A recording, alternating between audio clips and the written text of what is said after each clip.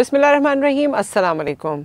आजकल सबकी नज़रें गड़ी हुई हैं उस ख़बर पे जो ये बताएगी कि आया हो क्या रहा है, हमारे ऐवानों में किसकी तकदीर बदलने वाली है, किसके भाग खुलने वाले हैं और किसकी काया पलटने वाली है।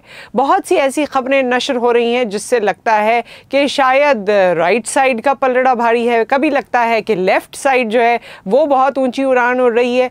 कि हो क्या रहा है, इस हवाले से हम बात करेंगे। आज सिंध टॉक में हमारे साथ मौजूद हैं सीनियर जर्नलिस्ट रफ़त सईद साहब। अस्सलाम वालेकुम।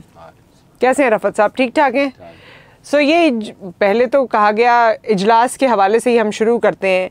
OIC है, कभी इस्लामाबाद में जगह नहीं है, कभी कुछ तो कभी कुछ। अब फाइनली ये कहा जा रहा है कि 25 तारीख को इजलास होगा। 25 तारीख को इजलास होगा, लेकिन क्योंकि एक रिवायत सी बन गई है कि अगर किसी मेंबर की डेथ हो जाती है और उसके बाद इजलास होता है तो उसको बस फातिहा ख़ानी तक रखा जाता है और फिर उसको ख़त्म कर दिया जाता है। तो ऐसा ही कुछ लग रहा है कि इस बार भी होगा। जुमे को ये जब इजलास होगा 25 तारीख को, तो यही होगा। उसके बाद हफ्ता इतवार छुट्टी है, ये बात पीर पर चली जाएगी। इसको क्या आगे धकेला जा रहा है कि 27 तारीख का जलसा जो है वो पुरजोश तरीके से हो जाए? नुसरत, देखें, ये जब से मैंने इस प्रोफेशन में आया हूँ, ये पहली हुकूमत देख रहा हूँ कि जिसमें कि कोई उसूल, ज़ाब्ते, आइन की पासदारी, बातें तो बहुत सारी हैं लेकिन वो होती हुई नज़र नहीं आ रही हैं। हर मामले में एक हठधर्मी का मिजाज है और वो मिजाज मेरे ख़्याल में क़यादत की तरफ से आता है और कारकुनों तक वही चीज़ मुंतकिल भी होती है और जो लीडर जो जैसा करता है कारकुन उसको फॉलो करते हैं। और ये पहली बार देखने में मुझे यही आया है कि उनके कारकुन अपने कायद को जिस तरह फॉलो करते हैं हर मामले में, चाहे वो ट्विटर पर लोगों को बेइज्जत करना हो, चाहे फेसबुक पर लोगों के बारे में कुछ चीज़ें लिखनी हो, चाहे मीडिया पर आकर बात करनी हो। और गुज़िश्ता दिनों तो जिस किस्म की गुफ्तगू हुई तो वो मेरे ख्याल में शहबाज गिल साहब का एक तो गुफ्तगू वो आई थी जो उन्होंने प्रोग्राम में की थी, फिर एक और प्रोग्राम में करने की भी कोशिश की थी, वो एंकर ने कहा मेरे साथ आप ये नहीं कर सकते। उसके बाद जो शहबाज गिल की वीडियो वायरल हुई है जिसमें उन्होंने एक्सप्लेन किया है गालियों का मतलब, तो ये तो कभी भी नहीं हुआ। आदमी कर लेता था, शर्मिंदा होता था। अब वज़ीर आज़म किस मुंह से ये बात कर रहे हैं कि वो रिश्ते नहीं होंगे, आपके बच्चों के साथ स्कूल में ये होगा, इनके साथ क्या होगा? ये तो सब एक बैग लेके आए हैं बाहर से, उसके बाद ये सब के सब निकल जाएंगे, सब ट्रांजिट पैसेंजर हैं। और आपको एक बात अंदाज़ा ख़ुद भी हो रहा होगा कि नजीब हारून साहब की एक मिसाल मैं आपको दूंगा, बानी रुकन है तहरीक इंसाफ के। जो हर अकबर एस बाबर, वो भी इनके वो जो है शुरू के साथियों में से हैं। हर शुरू का जो साथी है जिसने इस पार्टी को कायम किया, इनका साथ दिया, वो इनसे दूर हुआ और उनकी बातें आपके सामने हैं। और उन्होंने एक मिसाल बहुत अच्छी दी, मेरी गुज़िश्ता रोज़ ही उनसे मुलाकात हुई थी कि आपको अगर 27 साल तक, 25 साल तक आपने बॉलिंग की है तो आप बड़े एक्सपर्ट हो जाते हैं, लेकिन जब उसी एक्सपर्ट को आप बल्ला दे के खड़ा कर दें कि आप बैटिंग करो तो वो फिर आके ढेर हो जाता है। तो यही मिसाल उन्होंने इमरान खान की दी कि जब उन्हें बैटिंग करने के लिए वो सारी उम्र बॉलिंग कराते रहे, जब बैटिंग के लिए खड़े हुए तो अब वो कुछ भी नहीं कर पा रहे हैं क्योंकि उन्हें आती ही नहीं बैटिंग करना। उन्होंने इस तरह से मिसाल दी। तो बात, हम तो अपने मौजू की तरफ आ जाते हैं। तो बात इसमें यह है कि मैंने आपसे कहा कि बदतमीज़ ब्रिगेड जिस तरह मुतारिफ़ करवाया है, ये पाकिस्तान की सियासी तारीख में कभी भी देखने में आया। चाहे मियाँ नवाज शरीफ हों, चाहे ललकारते तो वो भी थे, नवाज शरीफ साहब भी ललकारा तो उन्होंने भी है जो लोगों की तरफ से आता है, लेकिन ये लैंग्वेज अब्यूजिव लैंग्वेज उस तरह इस्तेमाल नहीं हुई है। तो ये कौमी असेंबली का जो एक मुअम्मा सा बन गया है, स्पीकर कौमी असेंबली के भी बहुत से फ़राइज़ होने चाहिए आइन के मुताबिक, लेकिन उन्होंने भी उन फ़राइज़ को सरअंजाम नहीं दिया। डिले पे डिले आ रहा है। इससे होगा क्या हासिल? चले 27 तारीख का जलसा भी हो जाएगा, लेकिन वो तो आवाम में होगा ना। उससे ये जो मुनहरिफ हो गए हैं, जो जमात के जो साथी थे या और जो ऑपोजिशन आपके साथ है, उसका तो उससे कोई लेना देना नहीं है। तो ये डिले टैक्टिक्स क्यों हो रही हैं? शायद उम्मीद है कि कुछ हो जाए। और फिर जिस तरह उन्होंने अभी गुज़िश्ता रोज़ की आपकी उनकी तकरीर देख लें, उसके बाद उन्होंने जिस तरह मीडिया के एंकर पर्सन को बुलाकर जो गुफ्तगू की है और उसमें उन्होंने इस ख्वाहिश का इजहार किया है कि वो कोई सरप्राइज़ भी देंगे, तो अब सबको सरप्राइज़ का इंतज़ार है। ट्रम्प कार्ड है उनके पास, उन्होंने कहा है। देखिए, ट्रम्प कार्ड ज़रूर होगा, डोनाल्ड ट्रम्प तो नहीं, और बल्कि वो कह सकते हैं डोनाल्ड ट्रम्प से जो उनकी दोस्त जब अमेरिका के दौरे पर गए थे, जिस अंदाज से दोस्ताना उसमें माहौल में बात हो रही थी, शायद उस तनाजुर में कही हो। लेकिन मैं इसको एक और तरह से देखता हूँ। देखिए, चौधरी निसार अली खान साबिक़ वज़ीर दाखिला की उनसे मुलाकात इसको एक जगह देखें आप, मैं कोई हतनी बात नहीं कर रहा, बिल्कुल जो एनालिसिस आपकी मफरूजे पे मबनी कर लें या जो सामने नजर आ रहा है। अच्छा, उसकी तरदीद भी आई, कहीं से तस्दीक आई, कहीं से तरदीद आई, और फिर उसके बाद वजीर आजम का ये बयान आया कि वो सरप्राइज देंगे। तो बाज़ हलकों में ये बात होने लगी कि वो सरप्राइज कहीं ऐसा ना हो कि चौधरी निसार अली खान तहरीक के इंसाफ में चले जाएं और इनको ये बता दिया गया हो कि इनको जाना ही है, तो फिर वो उसका वजारत उज़्मा उनके सुपुर्द कर दें, और ताकि उनके ज़रिए, क्योंकि उनके फ़ौज के साथ अच्छे ताल्लुकात माजी में भी रहे हैं और काबिल कबूल भी होंगे। और उसके बाद फिर ये है कि जो मुस्लिम लीग नून से उनका जो है एक इख्तलाफ है, और फिर एक मरीम नवाज के साथ उनकी एक तकरार हुई थी उसके बाद, और फिर पीपल्स पार्टी से तो उनका है ही शुरू से, जो बरमला कहते भी हैं बात। तो उन सबको साइज में लाने के लिए यकीनन, यानी वो ये कह रहे हैं ना खेलूंगा ना खेलने दूंगा, तो वो ऐसा कुछ कर जाएं कि फिर हम सब देखते रह जाएं। और दूसरा एक सरप्राइज ये भी हो सकता है, जो एक बात आ रही है कि जो आर्मी चीफ की तकरीरी वाला मामला है, उसमें कोई ऐसा सरप्राइज दे दें नतीजे से बेखबर, क्योंकि वो नतीजा क्या निकलता है उससे उन्हें सरोकार नहीं है। और उन्हें तो इससे भी सरोकार नहीं है कि जिन लोगों ने, जिस कराची ने उन्हें वोट दिए थे, 14 MNA कम नहीं होते हैं इस शहर से, लोगों ने मुकम्मल मैंडेट दिया था, मुकम्मल सपोर्ट किया था, लेकिन उन्होंने कराची को मायूस किया। उनके अरकान, मैं तो नहीं जानता, मैं इतने अरसे कहते हैं 18वीं तरमीम की वजह से मजबूर है। नहीं, देखिए मजबूरी, जो उन वफाक के करने का काम है वो वफाक कर सकती है, सूबे करने का काम सूबा कर सकता है। और बात एक मुझे बताइए, मैं देखें फिर वही बात जो मैं आपके पहले प्रोग्राम में भी कहता था कि मैं कोई पीपल्स पार्टी से मेरा कोई वो नहीं है, लेकिन आप मुझे ये बताएं, जब आप गुफ्तगू के, आप बातचीत को ही तैयार नहीं हो सूबे के चीफ एग्जीक्यूटिव से, आप वो आपसे बार-बार आपको दावत दे रहा है। चीफ मिनिस्टर ऑफ सिंध से बहुत से मौके ऐसे आए जिसमें उनको लूप में लिया जाना चाहिए था, लेकिन उनको खबर तक नहीं होती थी। वो एतमाद भी नहीं लेते, वो मिलना पसंद नहीं करते। अच्छा, ये बात भी नहीं, बरमला कहते हैं, वो छुपाते भी नहीं है, मैं तो बात नहीं करूंगा। भाई, आप दूध से धुले हुए हैं, आप कहाँ से आए हैं सियासत में? आप देखें मुस्लिम लीग नून और पीपल्स पार्टी साथ हैं कि नहीं है?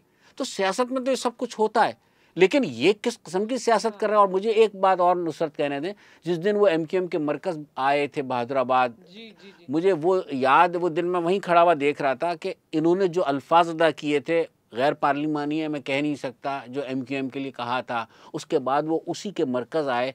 तो अब आप अंदाज़ा कर लें कि कैसे इख्तिदार के तो रूठे हुए लोग, चलें, रूठे हुए लोगों को वो भी मनाने की कोशिश कर रहे हैं। और क्या ऐसी भी कोई पेशगोई है कि रूठे हुए लोग आ जाएंगे खुद इनका हिस्सा बनने? देखिए, वही जब एक न्यूट्रल का लफ्ज़ मुतारिफ हुआ है मार्केट में मेरे ख्याल में, तो सब उसी को लेके चलते हैं आगे, तो हमें भी उसी को लेके चलना चाहिए। बात है कि इस मर्तबा शायद ऐसा कुछ है कि जिसकी वजह से, और ये हिज़्ब इख्तिलाफ की जमातें इतना शायद एक्टिव ना होती, अगर कहीं से इस तरह का आवाज़ नहीं आई हुई होती कि कोई आप के लिए मैदान खुला हुआ है, आप सब लोग इसमें दौड़ें। और उसके बाद आपने देख ही लिया कि मैं ये कहूँगा, ज़ाती तौर से मैं समझता हूँ कि इस सारे मामले में साबिक़ सदर आसिफ अली ज़रदारी का एक बड़ा रोल है। और उन्होंने ये बात, जो थोड़े से तजर्बा कम था उन लोगों को पीछे हटाकर जब उन्होंने बैठक लगाई, वो बैठे, तो उसके नताइज आते हुए नज़र आए। तो ये एक बात आप कह सकते हैं। और मियाँ नवाज शरीफ के साथ भी वो राब्ते में रहे। तो आप ये देखें कि सीनियर पॉलिटिशियन के एक्टिव होने के बाद ही कोई नताइज आते हुए नज़र आ रहे हैं। और जो ये सूरत हाल बनी है कि जिसे कह सकते हैं घबराना नहीं तो घबराना पड़ा, और आज भी जो बनी गाला में इजलास है उसके नताइज अभी सामने नहीं आएंगे। अच्छा, सुप्रीम कोर्ट ये कहती है, क्योंकि पिछले दिनों ये MNAs और जिस तरह उनको कहा गया है तुम लोगों के बच्चों के साथ ये होगा या शादियाँ कौन करेगा और बाकी चीज़ें, लेकिन सुप्रीम कोर्ट ये कहती है कि आर्टिकल 95 के तहत हर MNA का ये अपना हक है कि वो, उसकी अपनी मर्जी है कि वो जहाँ जैसे जिसको वोट करे। तो उसको रोकने के लिए थ्रेट कर रहे हैं ना। 27 का जलसा किस काम के लिए? अच्छा, वो आप देखें ना कि आप वो पब्लिक, आप ये कहूँगा कि जिस तरह इसमें ज़रा सा हट के मैं एक बात करता हूँ कि इस्लामी सरबराह कॉन्फ्रेंस जो हुई थी भुट्टो साहब के ज़माने में, आपने तमाम टीवी पे जितनी मैंने इनके दौर में तस्वीर देखी हैं, वीडियो देखी हैं, उनको शायद ये नहीं पता कि वो इस्लामी सरबराह कॉन्फ्रेंस थी, उसका एक प्रोफाइल अलग था। ये वज़रा ख़ारजा की कॉन्फ्रेंस है। और उसके बाद ये है कि वो उसको इन तमाम चीज़ों को मिला रहे हैं। पहले उन्होंने एक OIC कॉन्फ्रेंस का एक मामला आया, हिज़्ब इख्तिलाफ ने बिल्कुल सियासी बालिग नज़री का मुज़ाहरा किया, अपने आप को पीछे हटाया, उनके लिए दोनों दिन छोड़ दिए, उसके बाद फिर आज से सब एक्टिव हो गए। अब वो जलसा जो है उसके हवाले से है कि वो एक प्रेशराइज़ कर रहे हैं, लोगों को डरा रहे हैं, और स्टाइल वही है उनका कि मैं जला दूंगा, मार दूंगा, काट दूंगा, इस तरह की सियासत है। ये तो अच्छा, डरा रहे हैं, डरा रहे हैं, 27 को मजीद डरा देंगे। अच्छा, इस डराने के अलावा भी क्या MNAs को बाद में नाअहली का कोई सामना करना पड़ सकता है? देखिए, जिस तरह सुप्रीम कोर्ट की जो ये चीज जो सामने आ रही है, इसमें मेरे ख्याल में वोट डालने से ही तो रोकना चाह रहे हैं। बात है कि मेरे ख्याल में तो जो भी जितनी चीजें अब तक सुप्रीम कोर्ट के जरिए सामने आई हैं, उसमें तो कहीं अब ऐसी चीज नजर नहीं आती कि वो मुमकिन है कि वो लोग अपना वोट इस्तेमाल करें, उसके बाद रिजाइन कर दें, यही अंडरस्टैंडिंग हो। और एक इत्तला ये भी है कि जो हिज़्ब इख्तिलाफ की, जब पहले तो इनके जो इत्तेहादी हैं इनका इस्तेमाल, और जब वोट कम पड़ेंगे, कहीं से अगर कमी बेशी आती है, तो फिर उन लोगों को कि जो PTI में के लोग इनके साथ मिले हैं आकर, उनको इस्तेमाल किया जाएगा, ऐसी इत्तला दी। अच्छा, PTI के लोग जो आकर साथ मिले हैं, उन्होंने तो कस्में खा ली हैं और कुरान मजीद पर कस्में खा ली हैं कि जी हमने तो कोई पैसे नहीं लिए और ये हमारी सोच ही यही थी। और बारहा उनमें से कई ऐसे लोग हैं जिनका ऑन रिकॉर्ड उनकी तमाम तकरीर ऐवान में मौजूद है कि जब वो PTI की बहुत सारी बातों से और उस विजन से मुत्तफिक नहीं थे, तो वो कहते हैं कि ये तो हम बहुत पहले से अपना एहतजाज रिकॉर्ड करा चुके थे और अब जो है हमने जब मौका आया है तो हमने खुलकर इस पर बात की है। देखिए नुसरत, एक बात है कि एक बात जरा सा गौर करें, लेकिन जब देखिए, क्योंकि इसमें दीन भी आ गया ना, जरा हमने कस्में वगैरह सब खा ली हैं, तो मेरे ख्याल में उस पर तो बात खत्म हो जाती है। फिर उसमें देखिए नज़र भी आ रहा है, बहुत चीज़ें वाज़ेह तौर से नज़र आ रही है। मैं एक बात में कहूँगा कि नूर आलम खान ने जो बात की थी, आप ये भी समझ सकते हैं कि पीपल्स पार्टी के जो परिंदे उड़ गए थे वो वापस अपने घोंसलों में वापस आ रहे हैं। मतलब आप ये कह सकते हैं कि उस लम्हे वो तहरीक इंसाफ का एक शहर था, जिस तरह MQM का एक शहर था, इसी तरह तहरीक इंसाफ का भी शहर था। 2018 में हर नौजवान, हर आदमी दौड़ा चला जा रहा था और वो मतलब समझ रहे थे कि तब्दीली आई कि लोग बाग पुकारने लगे पुराने वालों को। तो अब इसमें ये बात एक बता दूं, इनका रवैया, इनका अंदाज़े गुफ्तगू और बिहेवियर, ये बड़ा मैटर कर रहा है। आपने नूर आलम खान की गुफ्तगू सुनी होगी, इसकी तस्दीक उनके बहुत सारे पुराने साथियों ने की है कि हमें कुत्ते की से तशबीह मत दो, इतना तो इज्जत करो, शेरू मत समझो अपना। ये बात जो नूर आलम खान ने कही थी, इसकी तस्दीक बहुत लोगों ने की। असल में आदमी बात नहीं करता हो, हाथ नहीं मिलाता हो, किसी के ताज़ियत के लिए नहीं जाता हो, किसी हाथ ना मिलाने के बारे में बहुत सी बातें हैं कि वो तो उनको शायद किसी ने तंबी की भी है कि हाथ नहीं मिलाना। देखिए वो तंबी और वो रूहानियत से मुंसलिक है या उसका ताल्लुक किसी और चीज़ से है, मुंसलिक है। फिर तो मैं ये भी साथ साथ कहूँगा, पीरी फ़कीरी जो है ना, ऐवान इख्तिदार में बैठने वाले लोग फिर पीरों के जो करीब हो जाते हैं, कोई पीर रख लेता है, कोई आमिल रख लेता है। तो इस दफ़ा भी सियासत में यही है कि बहुत सारे सियासतदानों के अपने अपने पीर हैं, अपने अपने आमिल हैं। कोई अमल के ज़रिए कर रहा है, कोई पीरों के ज़रिए कर रहा है, तावीज़ों के ज़रिए कर रहा है। ये जिस तरह से लोग अब जोक दर जोक PMLN पीपल्स पार्टी की तरफ राब्ता कर रहे हैं, इन तमाम लोगों को ये दो पार्टीज़ अगर ये फैसला जिस तरह भी होता है आगे अकोमोडेट कैसे करेंगे? देखिए कुछ लोगों से तो वादे वही हो चुके हैं ना, जिसके नतीजे में तो हर वादा वफा हो पाएगा? आपको लगता है इतनी अकोमोडेशन है?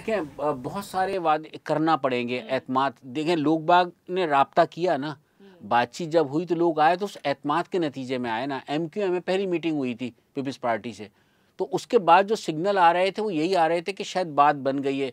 और अभी जो खुफिया रखना है वो एक शायद हिकमत अमली का हिस्सा है। कोई आदमी आकर बात नहीं कर रहा है कि वो क्या करेंगे, लेकिन तमाम चीज़ों से सिग्नल यही मिल रहे हैं कि वो राज़ी हैं और उनको देने के लिए भी सब चीज़ें राज़ी हैं। अब ये तो एक अच्छे सियासतदान का एक अपना एक विज़न होता है कि वो किस तरीके से लोगों को काबू करता है, और वो मेरे ख्याल में सलाहियत नज़र आ रही है। सो जाते जाते ये सवाल मैं ज़रूर आपसे करना चाहूँगी, गो कि आपके जहन में जो आता है वो आपने शेयर किया, लेकिन नो कॉन्फिडेंस मोशन में कितना दम है?